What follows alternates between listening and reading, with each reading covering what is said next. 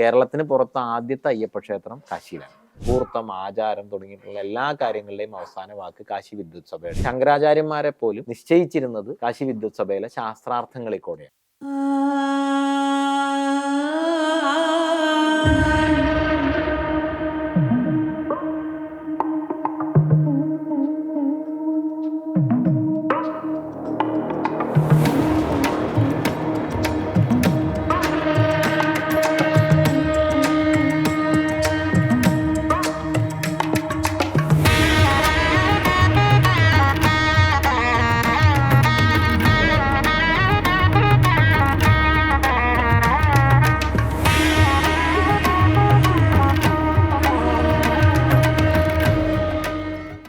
സംബന്ധിച്ച് നമ്മളിപ്പോൾ ഇരിക്കുന്നത് തിരുവിതാംകൂർ ദേവസ്വം ബോർഡിൻ്റെ ഒരു സത്രത്തിലാണ് അല്ലേ.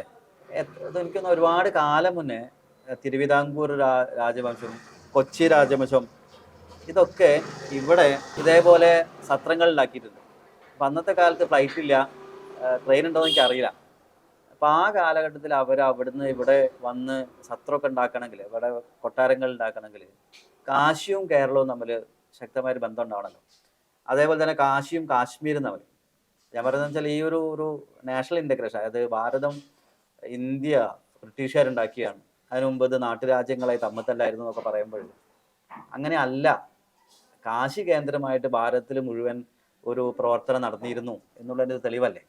ഇതൊക്കെ എത്ര കാലം മുന്നേ ആയിരിക്കും ഇതൊക്കെ അന്ന് വരെ സ്ഥാപിച്ചിട്ടുണ്ടാവും? അതിൻ്റെ ഉദ്ദേശം എന്തായിരിക്കും? ചിലപ്പം അതിൽ നമ്മൾ പഴയ കാലത്തെ പൗരാണികമായിട്ടുള്ള സാഹിത്യം, പൗരാണിക വാഗ്മയം പരിശോധിക്കുമ്പോൾ തന്നെ ഈ ഭാരതത്തെ സമഗ്രമായിട്ടുള്ള ഒരു ഭൂപ്രദേശമായിട്ട്, അവിടെയുള്ള ജനങ്ങളെ ഒന്നായിട്ടുള്ള ഒരു സമൂഹമായിട്ടൊക്കെ കണ്ടുകൊണ്ടാണ് ആചാര്യന്മാരെല്ലാവരും പറഞ്ഞിരിക്കുന്നത്.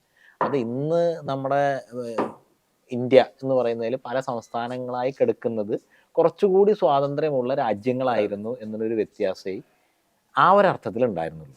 യുണൈറ്റഡ് അറബ് എന്നൊക്കെ പറയുന്ന പോലെ വ്യത്യസ്തമായിട്ടുള്ള എന്നുള്ള ഒരു സംഗതിയിൽ. പക്ഷെ അവര് ഇതിന്റെ സംസ്കാരത്തിന്റെ തലത്തിൽ, ആചാരങ്ങളുടെ തലത്തിലൊക്കെ ഒരു ദേശമാണ് ഇതെല്ലാം എന്ന് പറയുന്ന ഒരു കാഴ്ചപ്പാടുണ്ടായിരുന്നു. കാശിയെ സംബന്ധിച്ചിടത്തോളം കാശി രാജാവിന്റെ സദസ്യരാണ് ഭാരതത്തിലെ എല്ലാ രാജാക്കന്മാരും. കാശി രാജാവ് കാശി വിദ്വത് സഭയുടെ അധ്യക്ഷൻ കൂടിയാണ്. ഇന്നത്തെ ഒരു പ്രധാനമന്ത്രി അല്ലെങ്കിൽ ഒരു രാഷ്ട്രപതി. അതെ.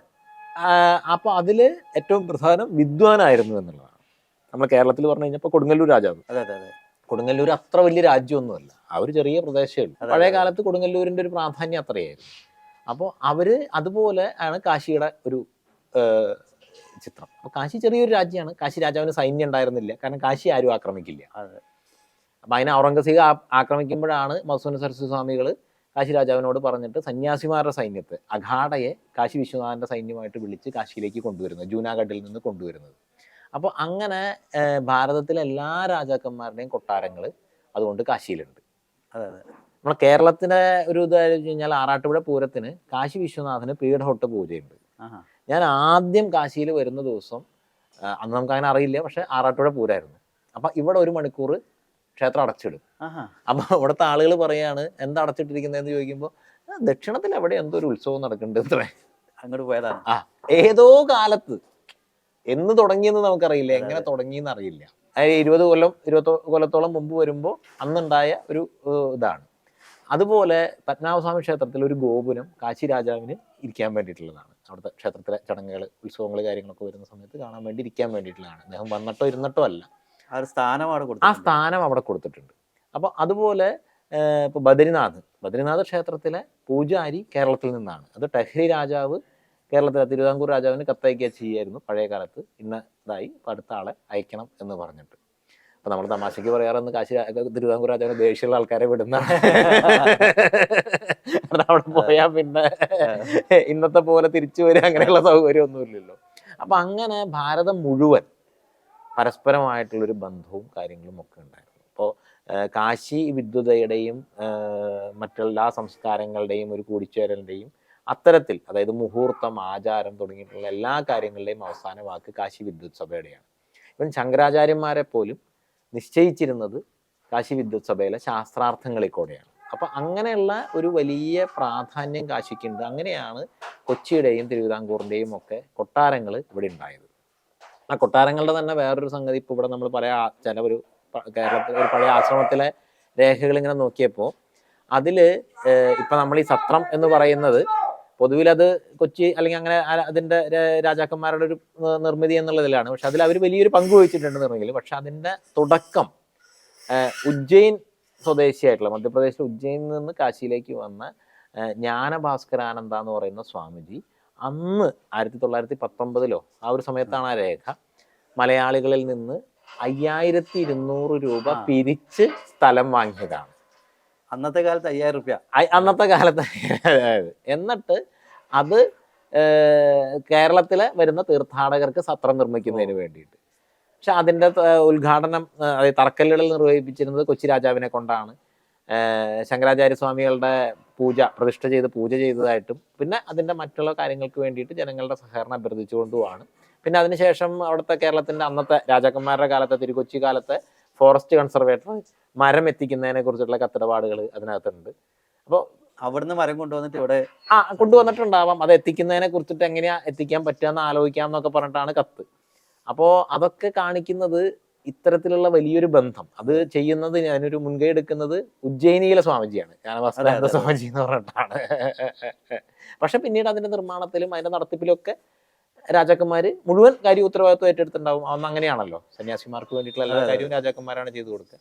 അപ്പൊ അങ്ങനെ വലിയൊരു ബന്ധം ഈ രണ്ടല്ല ഭാരതത്തിലെ എല്ലാ സ്ഥലങ്ങളുമായിട്ട് കാശിക്കുണ്ട്. അതുപോലെ കേരളവും കാശിയും തമ്മിൽ. അതെ. ഒരു കാര്യം പ്രത്യേകം പറയേണ്ടതുണ്ട്, കേരളത്തിന് പുറത്ത് ആദ്യത്തെ അയ്യപ്പ ക്ഷേത്രം കാശിയിലാണ്. മാത്രമല്ല ഈ കേരളത്തില് ഉപനയനം നടക്കുന്ന സമയത്ത് ഉപനയനം കഴിഞ്ഞാൽ ഈ ബ്രഹ്മചാരി കാശിക്ക് പോകാന്നൊരു ക്രമമുണ്ട്. കാശിയിൽ പോയിട്ട് വരിക എന്നുള്ളത് എനിക്ക് തോന്നുന്നു. അതൊക്കെ ഈ കാശി രാജാവിൻ്റെ അടുത്ത് പോയിട്ട് ഒരു എന്താ പറയുക, ഒരു ഡിഗ്രി വാങ്ങുന്നത് പോലെയോ അല്ലെങ്കിൽ ഒരു പെർമിഷൻ എടുക്കുന്നത് പോലെയൊക്കെ ആയിരിക്കാം. അല്ല, അതിലുപരി കാശി വിദ്വതയുടെ ഒരു അവസാന കേന്ദ്രം ഇവിടെ വന്ന് പഠിക്കുക. അല്ല, ഇപ്പോ നമ്മള് മരണാനന്തര ചടങ്ങിലും ഉണ്ട്. എല്ലാം കഴിഞ്ഞ അവസാനം 7 ചുവട് നടന്ന് കാശിക്ക് പോവുക എന്ന് പറയുന്ന ഒരു ഇതുണ്ട്. അപ്പൊ അങ്ങനെയുള്ള പല കാര്യങ്ങളും അതിന്റെ ഭാഗമായിട്ട് വരുന്നു. എല്ലാത്തിന്റെ ഒരു കേന്ദ്രമായിട്ട് തന്നെയാണ് കാശി എന്ന് പ്രവർത്തിച്ചത്. അതെ അതെ അതെ. ഞാൻ ഇടയ്ക്ക് പറഞ്ഞൊരു കാര്യം, കൊച്ചി രാജാവിന് ഇത്രയും വലിയ സംവിധാനമൊക്കെ ഉണ്ടായിട്ടും അന്ന് മിലിറ്ററി ഉണ്ടായിരുന്നില്ല. കാരണം കാശി രാജാവിന് മിലിറ്ററി ആവശ്യം ഉണ്ടാവില്ലെന്നായിരിക്കും.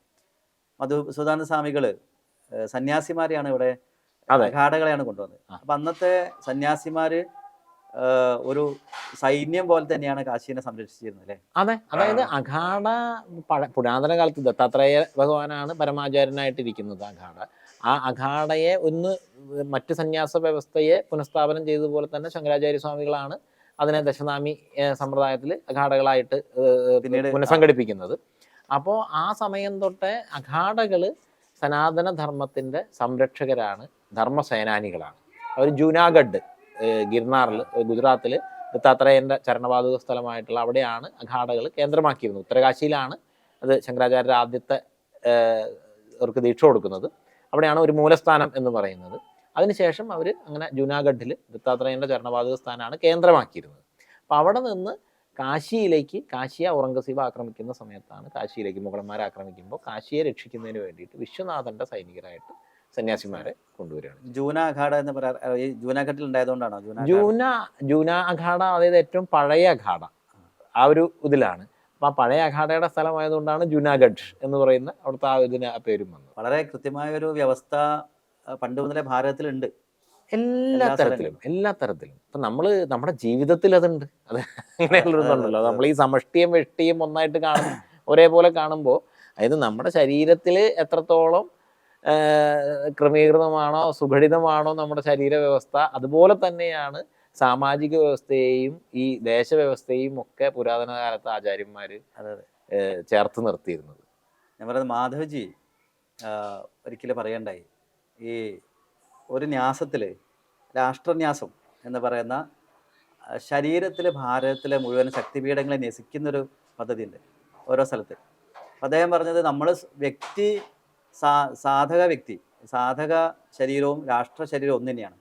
അപ്പോൾ സാധകന്റെ ശരീരത്തിൽ ഈ ന്യാസം കൃത്യമായി നടന്നാൽ ഈ രാഷ്ട്രം ശക്തമാവും. നിങ്ങൾ രാജ്യം നന്നാക്കാൻ നടക്കണ്ട, സ്വന്തം ശരീരത്തിൽ ശക്തിപീഠങ്ങളെ നശിച്ചാൽ മതി എന്ന് പറയുന്നത്. അപ്പോൾ അതിനെക്കുറിച്ച് ഞങ്ങൾ ആലോചിക്കുന്നുണ്ട്. കുറേ ഒരു 100 സാധകർ നിത്യവും ഈ 51 ശക്തിപീഠങ്ങളെ നശിക്കാൻ തുടങ്ങിയാൽ അഖണ്ഡ ഭാരതം അതിലൂടെ സാധ്യമാവും എന്നുള്ളത്. അതായത് ധർമ്മം വ്യക്തി ജീവിതത്തിൽ നിന്ന് ചോർന്നു പോയപ്പോഴാണ് എല്ലാ കാലത്തും ഭാരതത്തിൽ രാഷ്ട്രം ശിഥിലായത്. അപ്പൊ ഇന്നത്തെ ഒരു കാലത്ത് പക്ഷെ നമുക്കപ്പോ ഈ എല്ലാവരെയും ഒരേ രീതിയിൽ ആ ധാർമ്മികമാക്കി തീർക്കുന്നതിലുള്ള ഒരു ചില സമയത്തുണ്ടാകുന്ന ബുദ്ധിമുട്ടുകൾ കൊണ്ട് നമുക്ക് രണ്ടും ഇന്ന് പ്രായോഗികമായിട്ട് വേണ്ടി വന്നേക്കാന്ന് മാത്രം. അതിനൊന്ന് സംയോജിപ്പിക്കുക എന്ന് പറയുന്നത്. കാരണം ഇന്നിപ്പോ കുറച്ച് പുറത്തുള്ള കാര്യങ്ങളും കൂടി നമ്മൾ ശ്രദ്ധിക്കുകയും എല്ലാവരെയും കഴിയുന്നത്ര ആളുകൾ ഒരുമിച്ച് നിർത്തുകയും കൂട്ടായ പരിശ്രമങ്ങൾ, കൂട്ടായ ശക്തി കാണിക്കലുകളൊക്കെ ഇന്നത്തെ കാലത്ത് വേണ്ടി വരും. പക്ഷെ ധാർമ്മികമായിട്ട് എല്ലാവരും അവരവരുടേതായിട്ടുള്ള ആചാരനിഷ്ഠകളിൽ, അതിപ്പോൾ ഓരോരുത്തർക്കും, ഇപ്പൊ നമ്മളുടെ ധർമ്മത്തിൽ എന്ന് പറയുമ്പോൾ എല്ലാവർക്കും സ്ഥാനമുണ്ട് എന്നുള്ളതാണ്. ചോരന് ധർമ്മശാസ്ത്രം ഉണ്ടാക്കിയ ഏക സംസ്കൃതി, അതായത് ധർമ്മശാസ്ത്രം, ബാൽസ്യാന്റെ കാമശാസ്ത്രം, അതായത് കളവ് ലോകത്ത് നടക്കും. അപ്പൊ അങ്ങനെ എന്തായാലും കക്കുന്ന ആളുകളുണ്ടാവും. അപ്പൊ അവരും അതിന്റെ ഒരു ധർമ്മം, അതിനൊരു ദേവത ഉണ്ടാവുക. അപ്പൊ നിങ്ങൾ ഇന്ന ആളുടെ, തീരെ ഒന്നും ഇല്ലാത്ത ആളുടെ മോഷ്ടിക്കരുത്, അല്ലെങ്കിൽ ഇന്ന അതിൽ പോലും ഒരു വ്യവസ്ഥ ഉണ്ടാവുക. അങ്ങനെ എല്ലാവരെയും ഈ നമ്മള് വേറൊരു കാര്യം, ഇന്നാണ് യൂറോപ്പ് അല്ലെങ്കിൽ യൂറോപ്യൻ മൈൻഡുള്ള ഭാരതത്തിലെ ആളുകൾ ബോഡി പൊളിറ്റിക്സ്, ട്രാൻസ്ജെൻഡർ റൈറ്റ്സ് ഇതൊക്കെ സംസാരിക്കുന്നത്. അതിനുമൊക്കെ എത്രയോ കാലം മുമ്പ് ട്രാൻസ്ജെൻഡേഴ്സ് ആയിട്ടുള്ള മഹാത്മാക്കള്, സന്യാസിമാരുണ്ട്. അവരെ ഭാരതത്തിലെ സന്യാസി പരമ്പര മഹാമണ്ഡലേശ്വരന്മാരായിട്ടൊക്കെ ആദരിച്ചിട്ടുണ്ട്, ഗദ്ദിയിലിരുത്തി ആദരിച്ചിട്ടുണ്ട്. എവിടെ മാറ്റി നിർത്തിയിട്ടില്ല. ഇന്നാണ് സത്യം പറഞ്ഞ ഒരു പ്രത്യേക ഐഡന്റിറ്റി കൊടുത്തിട്ട് സെപ്പറേഷൻ ഉണ്ടാക്കുന്നത്. പണ്ട് നമ്മുടെ ഐഡന്റിറ്റി പോലും ഉണ്ടാക്കിയിട്ടില്ല. എല്ലാവരും ഒരേപോലെയാണ് കണ്ടിരുന്നത്. അത് തന്നെയാണ് കുറച്ചുകൂടി സമത്വം. അതേസമയം നമുക്കിപ്പോ ശരീരത്തിൽ വിരലിനൊരു സ്ഥാനമുണ്ട്, കൈക്കൊരു സ്ഥാനമുണ്ട്, വായ്ക്കൊരു സ്ഥാനമുണ്ട്, വയറിനൊരു സ്ഥാനമുണ്ട് എന്നൊക്കെ പറയുന്നത് പോലെ ഈ ലോകത്ത് ഒരുപാട് കാര്യങ്ങൾ നടക്കണം. ഒരു വീട് പണിയുമ്പോൾ കല്ലിന്റെ പണിയുണ്ട്, മരത്തിന്റെ പണിയുണ്ട്, സിമെന്റിന്റെ പണിയുണ്ട്, ജനലിന്റെ പണിയുണ്ട്, അങ്ങനെ ഒരുപാട് പ്ലംബിങ്ങിന്റെ പണിയുണ്ട്, ഇലക്ട്രിസിറ്റിന്റെ, എല്ലാ കാര്യങ്ങളും ചെയ്യാനുള്ള ആളുകൾ വേണം.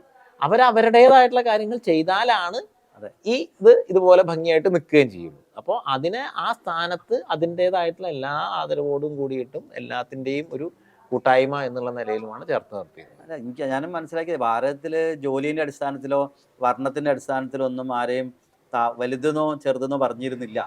കാരണം ചില സ്ഥലങ്ങളിൽ, ഇപ്പം നേരത്തെ നമ്മൾ സംസാരിച്ചപ്പോൾ ശബരിമല പോലും തന്ത്രിയായിരുന്ന ആള് അവിടുത്തെ മലയേറെ വസ്ത്രവും ദക്ഷിണയും കൂടെ നമസ്കരിച്ചു എന്ന് പറയുമ്പോൾ, ഈ പറയുന്ന അല്ലെങ്കിൽ ഭാരതത്തെ ജാതിൻ്റെയോ ഈ വർണ്ണത്തിൻ്റെയോ അടിസ്ഥാനത്തിൽ വിഘടിച്ച് നിർത്തുന്നത് ആർക്കും ആവശ്യമായതുകൊണ്ട് അവരെ നടത്തിക്കൊണ്ടിരിക്കുന്നു, നമ്മളതിൽ പെട്ടുപോകുന്നു മാത്രമേ ഉള്ളൂ. അല്ല, അതിൽ ഇതിൻ്റെ ഒക്കെ അറിവിൻ്റെ അടിസ്ഥാനപരമായിട്ടുള്ള ഒരു കാര്യം എന്ന് പറയുന്നത് ശാസ്ത്രവും വ്യാകരണവും, അല്ലെ കണക്കും വ്യാകരണമാണെന്ന് പറയും, ഗണിതവും വ്യാകരണവും എന്ന് പറയും. നമ്മൾ കേരളത്തിലെ മാത്രം ആലോചിച്ചാൽ ഒരു 16 കെട്ട് അല്ലെങ്കിൽ ഗജപൃഷ്ഠം പോലുള്ള വലിയ നിർമ്മിതികൾ, ഇതെല്ലാം ഒരു കടലാസിലുള്ള പ്ലാൻ ഇല്ലാതെയാണ് അന്നത്തെ കാലത്തെ ആശാരിമാർ പണിതുയർത്തിയിരുന്നത്. ഇന്ന് ഒരു സിവിൽ എഞ്ചിനീയർ പ്രൊഫസർക്ക് പടം വരച്ചിട്ടുള്ള പ്ലാൻ ഇല്ലെങ്കിൽ 4 മുറിയുള്ള ഒരു സാധാരണ കെട്ടിടം പണിയാൻ പറ്റില്ല. അപ്പൊ ഈ കണക്ക് അവരിലേക്ക് വിദ്യ നിഷേധിച്ചിരുന്നു എന്നുണ്ടെങ്കിൽ ആര് കൊടുത്തു? ഇനി മറുത്തുകളി എങ്ങനെയൊക്കെ അറിയുണ്ടാവും. നമ്മുടെ മലബാറിലുള്ള ഇന്നത്തെ കാലത്തെ ദളിത് സമുദായം, അവരുടെ വ്യാകരണ ചർച്ചയാണ്. ഇന്ന് അവരൊരു ശ്ലോകത്തിൽ 3 ദിവസം ചർക്കിക്കും ഇന്ന്. അപ്പൊ പഴയ കാലത്ത് എന്തായിരിക്കും? അപ്പൊ അതിനിടയിൽ തന്നെ ഈ ചില ഇതൊക്കെ ഇതായി കഴിഞ്ഞ സമയത്ത് ജാതിഭേദമന്യേ അന്നത്തെ കാലത്ത് വിദ്വാന്മാര് പരസ്പരം ഇവരെയൊക്കെ പഠിപ്പിച്ചതായിട്ടും ഇവരുടെ പൂർവികർ പറയുന്നുണ്ട്. കേരളത്തിൽ തുഞ്ചത്തെഴുത്തച്ഛനാണ് അധ്യാത്മരാമായണത്തെ വിവർത്തനം ചെയ്യുന്നത്. മേൽപ്പത്തൂർ ഭട്ടതിരി എന്താണ് നാരായണം എഴുതണമെന്ന് ഉപദേശം ചോദിക്കുന്നത് എഴുത്തച്ഛൻ്റെ അടുത്താണ്. അപ്പൊ ഇതിൻ്റെയൊക്കെ പല കഥകളായിട്ട് അല്ലെങ്കിൽ ഉദാഹരണങ്ങളായിട്ട് അല്ലെങ്കിൽ തെളിവുകളായിട്ട് നമ്മുടെ മുമ്പിലുണ്ട്. പിന്നെ ജ്യോതിഷം, വേദാംഗമായിട്ടുള്ള ജ്യോതിഷം കേരളത്തിൽ കൈകാര്യം ചെയ്യുന്നത്, ഇപ്പോഴും കൈകാര്യം ചെയ്യുന്നത് ആരാ? ഇന്നത്തെ കണക്കിൽ OBC എന്ന് പറയുന്ന മേഖലകളിൽപ്പെട്ട ആളുകളാണ് കൂടുതലായിട്ട്. മന്ത്രവാദവും വൈദ്യവും ജ്യോതിഷവും കണക്കാണല്ലോ. പിന്നെ പോലും പ്രഗത്ഭനായിരുന്ന വൈദ്യം ചെയ്തിരുന്നത് അധികവും മണ്ണാൻ വേലൻ സമുദായത്തിൽപ്പെട്ട ആളുകളാണ്. അപ്പൊ അവർക്ക് ശരീരത്തിന്റെ കണക്ക് ആര് പറഞ്ഞു കൊടുത്തു? അതൊക്കെ വിദ്യ നിഷേധിച്ചിരുന്നു എന്നുണ്ടെങ്കിൽ, അതായത് ജാതീയമായിട്ടുള്ള ഒരു ഇതില് വിദ്യ നിഷേധിച്ചിരുന്നു എങ്കിൽ ഈ അറിവുകളൊന്നും ഇവർക്ക് ആർക്കും കിട്ടില്ല. ഞങ്ങള് താഴ്ന്നവരാണ് എന്ന് അവർ തന്നെ പറയുന്നു എന്നല്ലാതെ ഭാരതം ഒരിക്കലും പറഞ്ഞിട്ടില്ല. അല്ല, അവരും പറഞ്ഞിട്ടില്ല. അവരുടെ വായിലത് പറയിപ്പിക്കുകയാണ്. അവരെ കൊണ്ട് ജീവിക്കേണ്ട, അവരുടെ രക്തമൂറ്റി ജീവിക്കേണ്ട ആളുകൾ അവരെ കൊണ്ട് പറയിപ്പിക്കുകയാണ്. ഏറ്റവും ചെറിയൊരു കാര്യം, ഇന്നിപ്പോ കേരളത്തിൽ വലിയ ചർച്ച നടക്കുന്ന ഒരു കാര്യമാണ് ഈ മുലക്കരം, നങ്ങേലി മുറ മുറിച്ചു എന്ന് പറയുന്ന കഥകൾ, കാര്യങ്ങളൊക്കെ. അന്നത്തെ ലേബർ ടാക്സ് ആണ് അത്. പുരുഷന്മാര് ഇതുള്ളത് കൊണ്ട് സ്ത്രീകളെ തിരിച്ചറിയുന്നതിന് വേണ്ടിയിട്ട് അന്ന് ഉപയോഗിച്ചിരുന്നത്. ഇപ്പൊ പഴയ കാലത്ത് തിരുവിതാംകൂർ സൈന്യം മാർച്ച് നടത്തിയിരുന്നത് ഓലക്കാൽ ശീലക്കാൽ എന്ന് പറയുന്നത്, ലെഫ്റ്റ് റൈറ്റ് എന്ന് പറയുന്നത്. ഒരു കാലിൽ ഓല കെട്ടും, ഒരു കാലിൽ ശീല കെട്ടും. അപ്പൊ അതുപോലെ അന്ന് പണിയെടുത്തിരുന്ന സ്ത്രീകൾക്ക് ഏർപ്പെടുത്തിയിരുന്ന കരാണ് മുലക്കരം എന്ന് പറയുന്നത്. അല്ലാതെ അത് മാറി മറിക്കുന്നതുമായി ബന്ധപ്പെട്ടൊന്നുമല്ല. ഇപ്പോൾ പൂമുള്ളി ആറാമ്പരാന്റെ വീട്ടിലൊരു തവണ പോയ സമയത്ത് അദ്ദേഹത്തിന്റെ അപ്പനോ മറ്റോ ആയിരുന്നു എന്ന് തോന്നുന്നു. പുറത്തൊക്കെ പോയിട്ട് വിദ്യാഭ്യാസമൊക്കെ നേടി വന്നിട്ട് അദ്ദേഹം പരിഷ്കാരം കൊണ്ടുവന്നു. എല്ലാവരും മാറി മറിച്ചിട്ട് വേണം ജോലിക്ക് വരാനാണ്. അന്ന് അദ്ദേഹത്തിന്റെ വീട്ടിലെ പ്രായമായിട്ടുള്ള സ്ത്രീകൾ പറഞ്ഞു, നിന്റെ പരിഷ്കാരമൊക്കെ വീടിന് പുറത്തു വന്നി. അപ്പൊ ഏത് കാലത്തും ഇന്നാണെങ്കിലും ഇന്നത്തെ സാമൂഹിക സാഹചര്യത്തിന് അനുസൃതമല്ലാത്ത വസ്ത്രധാരണങ്ങളൊക്കെ വരുന്ന സമയത്ത് അതിൻ്റെതായിട്ടുള്ള എതിർപ്പുകൾ പഴയ ആളുകളിൽ നിന്നുണ്ടാവും.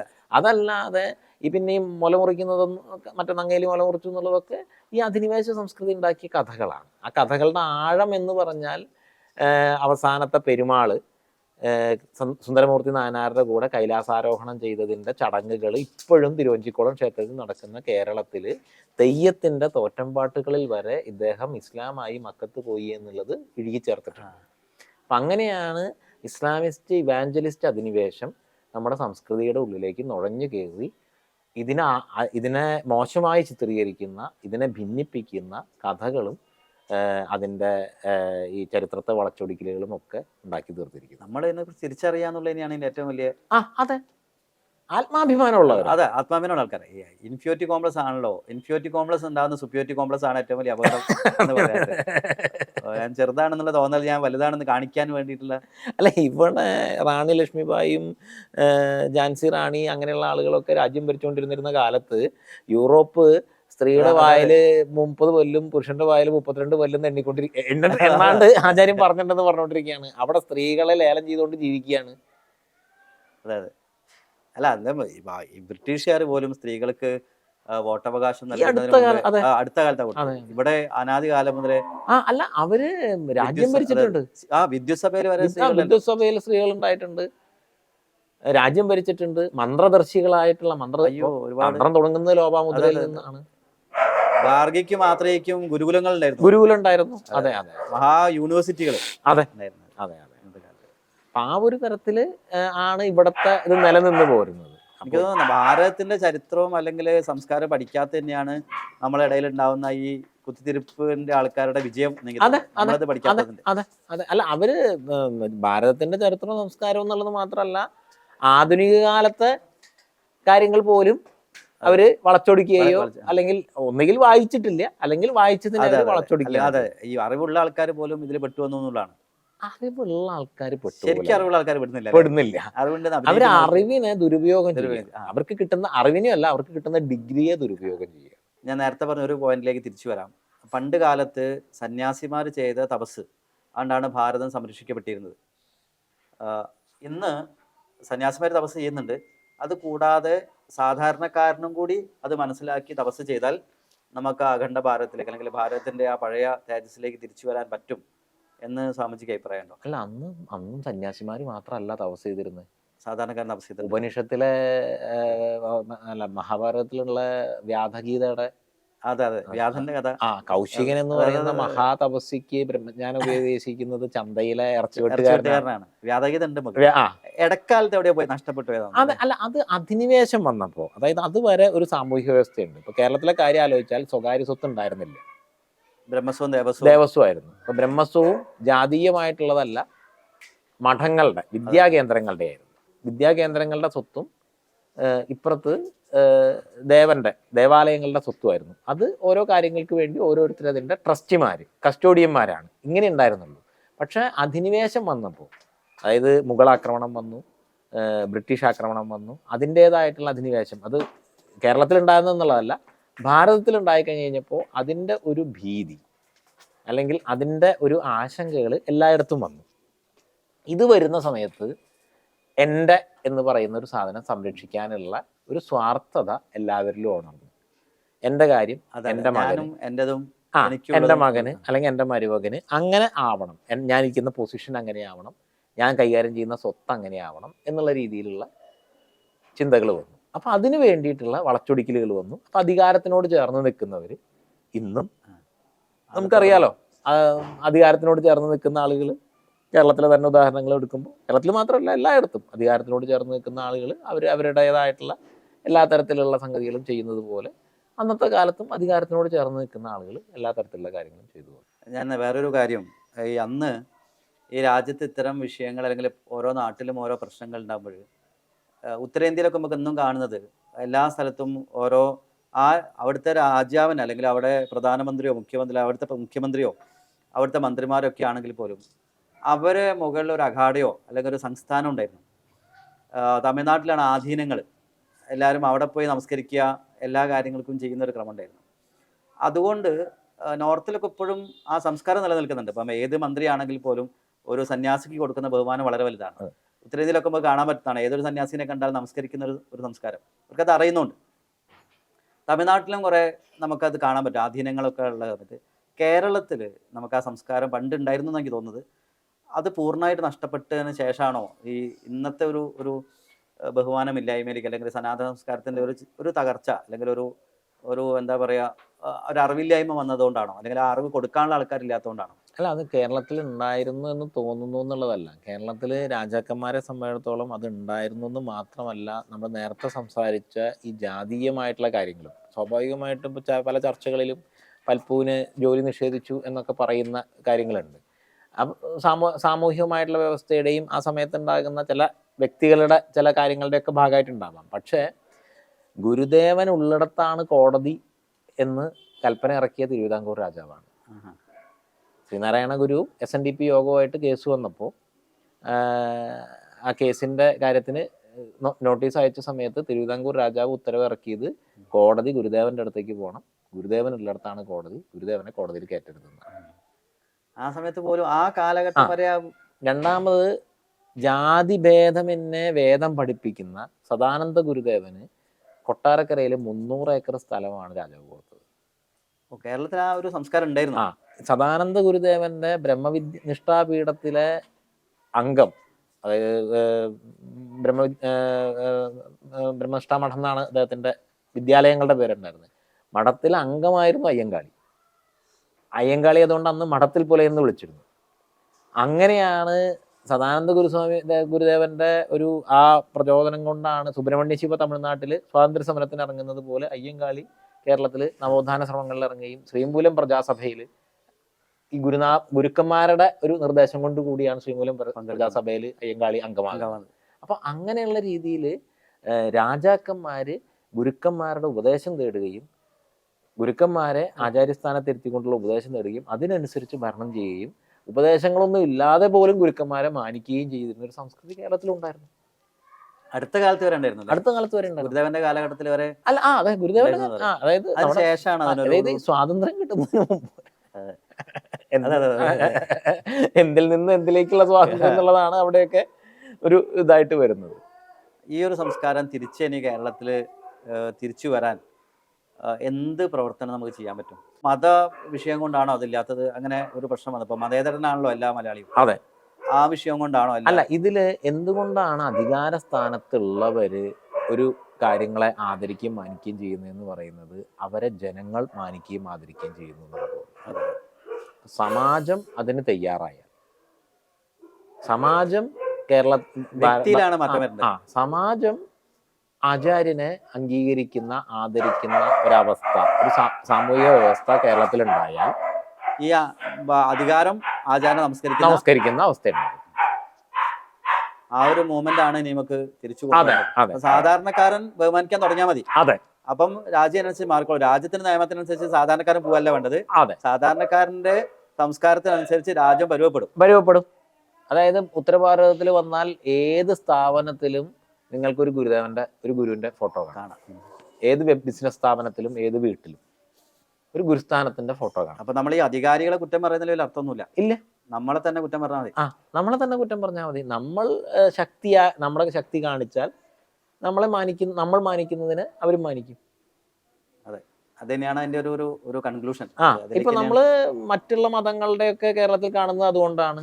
അപ്പൊ അവിടുത്തെ ഒരു ആചാര്യം പറഞ്ഞാൽ ആ സമൂഹം മുഴുവൻ കേൾക്കും എന്നുള്ളത് കൊണ്ടാണ് അയാള് അധികാരി അനുസരിക്കുന്നത്, അല്ലെങ്കിൽ അധികാരിന്റെ മുകളിൽ അയാൾക്ക് സ്വാധീനമുള്ളത്. തീർച്ചയായിട്ടും അങ്ങനെ ഒരു തലത്തിലേക്കുള്ള ഒരു ചിന്തയാണ് ഇനി കേരളത്തിന് വേണ്ടത് എനിക്ക് തോന്നുന്നത്. കാരണം ഉത്തരേന്ത്യയിലൊക്കെ അത് ഇപ്പോഴും ശക്തമായി നിലനിൽക്കുന്നുണ്ട്. ആ വേര് ഒരിക്കലും നശിക്കാത്ത രീതിയിൽ. ഉത്തരേന്ത്യയിലെ ഒരു വീട്ടിലെ എല്ലാ ചടങ്ങുകളിലും അനുഗ്രഹ സാന്നിധ്യമായിട്ട് സന്യാസിമാർ.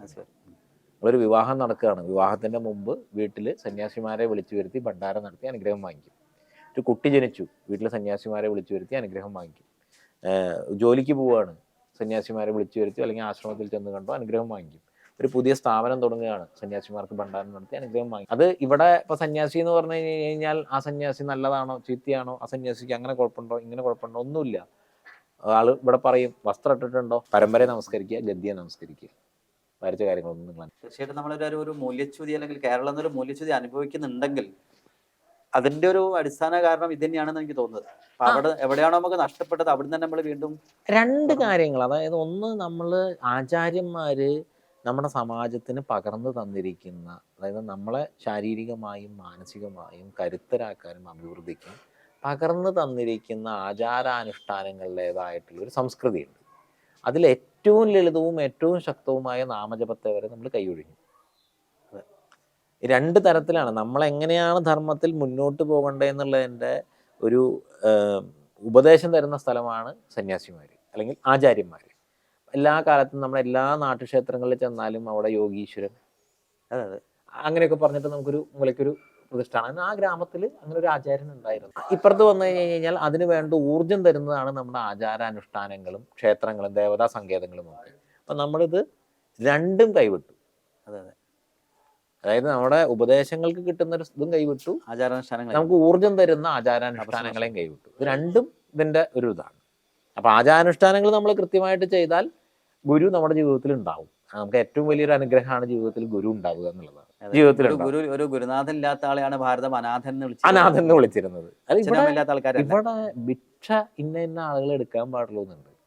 അയാൾക്ക് ഭിക്ഷ എടുക്കാൻ അയോഗ്യതയുണ്ട്. എന്തിന്റെ അടിസ്ഥാനത്തിലാണ്? അല്ല, അതിന്റെ അവരുടെ ജീവിതം കൊണ്ടും മറ്റുള്ള കാര്യങ്ങൾ കൊണ്ടും ഒക്കെ. അതായത് അങ്ങനെയുള്ള, അതായത് നിസ്സഹായരായവരെ സംരക്ഷിക്കേണ്ട ഉത്തരവാദിത്വം രാജാവിനാണ്. അതായത് ഇവിടെ ഭക്ഷണം കൊടുക്കേണ്ടതും മറ്റുള്ള കാര്യങ്ങളൊക്കെ രാജാവിനാണ്. ഭിക്ഷ നിങ്ങളുടെ തപസ്സാണ്. ഭിക്ഷയ്ക്ക് അധികാരിത്വമുണ്ട്. പഴയ കാലത്ത് നമ്മുടെ ഇതില് ധർമ്മക്കാരെന്നാ വിളിക്കുക. ധർമ്മത്തിന്റെ ആളാണ് ഭിക്ഷു. എന്തായാലും നമ്മളൊരു ആശയം ഇതിന്റെ ഒരു കൺക്ലൂഷൻ എന്ന് പറയുന്നത് നമ്മൾ സിമ്പിളാണ്. എല്ലാ ആൾക്കാരും സ്വധർമാനുഷ്ഠാനം തുടങ്ങിയാൽ, കൃത്യമായി ചെയ്യാൻ തുടങ്ങിയാൽ ആണ് ഇതിന് സൊല്യൂഷൻ. നമ്മൾ വലിയ കാര്യങ്ങളെ കുറിച്ചോ വേദങ്ങൾ പഠിക്കാനോ അല്ലെങ്കിൽ വലിയ ഇത് പഠിക്കാനൊന്നും പോണ്ടില്ല. നമുക്ക് പകർന്ന് നാമം ജപിച്ചാൽ സിമ്പിളാണ്. കാരണം അർത്ഥമറിയാതെ ജപിച്ച കാട്ടാളനെ മഹാകവി ആക്കിയിട്ടുള്ള സാധനമാണ് നാമജപം. അപ്പൊ അതുപോലും നമുക്ക് നഷ്ടപ്പെട്ടു എന്നുള്ളതാണ്. അതെ. അപ്പൊ അത് തിരിച്ചു കൊണ്ടുവരാൻ വേണ്ടി നമുക്ക് എല്ലാ വീടുകളിലും നാമം ജപിക്കുക. അപ്പൊ നമ്മുടെ കുംഭമേളന്റെ ഭാഗമായിട്ട് എല്ലാ വീടുകളിലും നാമം ജപിക്കുന്ന ക്രമം അത് കുംഭമേള കഴിഞ്ഞാൽ തുടരുക. അതുപോലെ വലിയ പരിപാടി വരുമ്പോ ആ പരിപാടി അല്ല നമ്മളെ ലക്ഷ്യം. ആ പരിപാടിക്ക് ഒരുങ്ങലാണ്. ആ ഗ്രാമത്തിൽ എല്ലാവരും അതിന് മാനസികമായിട്ട് ഒരുങ്ങുമ്പോൾ ആ ഒരുക്കല് തുടർച്ചയായിട്ട് അവർ പാലിച്ചാൽ മതി. ഒരു 5-10 പരിപാടി കഴിയുമ്പോഴേക്കും അത് 41 ദിവസം 45 ദിവസം നിങ്ങളൊരു കാര്യം തുടർന്ന് വന്നാൽ ശീലായി. അത് നിങ്ങളുടെ ശീലാവും. പിന്നെ നമുക്ക് ചെയ്യാതിരിക്കാൻ പറ്റില്ല. ഇതിപ്പോ ഒരു എന്തെങ്കിലും നിങ്ങളെ മോശം ഉണ്ടാക്കുന്ന കാര്യമല്ലല്ലോ. അപ്പം ഇപ്പൊ തിരുനാവായ കുംഭമേള നടക്കുമ്പോൾ നമ്മളൊരു ആഗ്രഹം ആ ഗ്രാമത്തിലെ മുഴുവൻ വീടുകളിലും നാമജപം തുടങ്ങുക എന്നുള്ളതാണ്. ആ ഗ്രാമത്തിലെന്നല്ല, നമ്മുടെ കേരളത്തിലെ ആഗ്രഹിക്കുന്ന ഈ ധർമ്മത്തെ ഈ ഭൂമിയിൽ നിലനിൽക്കണം എന്ന് ആഗ്രഹിക്കുന്ന എല്ലാവരും അതിനു വേണ്ടിയിട്ടുള്ള ഒരു തപസ്സായി.